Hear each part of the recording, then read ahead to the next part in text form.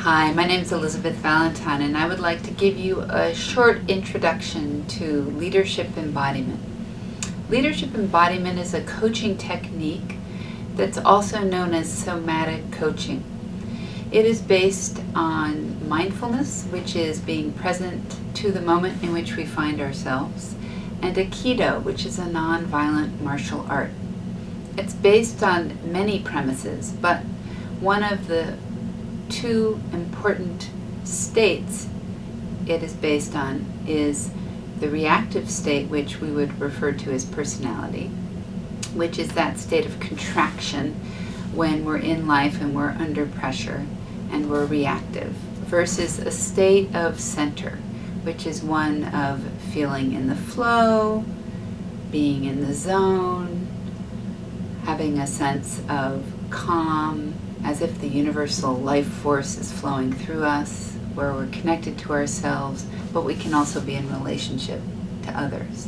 It's a place, center is a place in which we can connect to others, but have a sense of ourselves. Personality is a place where we tend to be elliptic, where we tend to lose ourselves. We tend to look for approval from one another. We tend to not have a sense of self in relationship to others. It's about the stuff in life. And we, in the work of leadership embodiment, are interested in making the distinction between these two states. Not making one or the other good or bad, but simply noticing as we kind of navigate through life under pressure, as a parent, as a professional, in partnership, running our own businesses, you name it. This work has been an extremely helpful tool for me in my own personal life as a mother, married for 20 years, also as a professional. I'm originally a massage therapist of 30 years, and I've integrated leadership embodiment, also known as somatic coaching, because it's helped me to find ways to sustain my energy, to make choices in relationship to clients, and also to offer tools to clients so that when they get off the table from the hands-on work, they are actually able to use these tools on their own, so that when they leave my office and they go back into daily life and stress comes at them, they can have the choice to come back to center and have the sense of the distinction between being centered and being reactive. There are three other important competencies in leadership embodiment. One is inclusivity. It's this notion of being centered, being connected to this sense of ourself, universal life force, this kind of flow state, and extending ourselves out to include others. The second competency is deep listening, how to listen without being defensive. And then the third competency in leadership embodiment is how to speak up for ourselves without being aggressive. We teach, those of us who are certified leadership embodiment coaches, teach what's called a level 1. They are the fundamentals of this combination of mindfulness and Aikido. It's really fun stuff. It's very simple, very straightforward. We teach them in 2-day workshops, and we also teach them in 7 consecutive evening classes for 3 hours each class. And I also integrate this work into my daily practice for myself, as well as into my sessions with one-to-one clients. I also bring this work into various venues, bring it into outdoor education centers where staff have difficult conversations. They use these tools to help them get clear, to increase their ability to listen, to increase their ability to resolve difficult conversations. I bring this venue into youth at risk, where their life is so much based on a reactive state that teaching them these simple tools about how to really find themselves again in their bodies, to quiet their nervous systems, to trust their own instincts. They act out less. The whole prison to pipeline reality in inner cities has been greatly impacted by some of these leadership embodiment tools where kids are making better choices for themselves. Secondly, I'm bringing this work, leadership embodiment, into the school system, again for teenagers, but also for staff, for administration, for self-care, as well as for efficient decision-making processes. When we talk about center versus personality, we're talking about the alignment of our head, our heart, and our belly. What does that mean? When we center, when we shift our awareness to our breath, inhale, exhale, we begin to change the physiology from a state of contraction and reaction to lengthening and spaciousness. When we shift our awareness to this heat that surrounds us, that comes off our body, we begin to shift our thinking so that we have bigger picture thinking.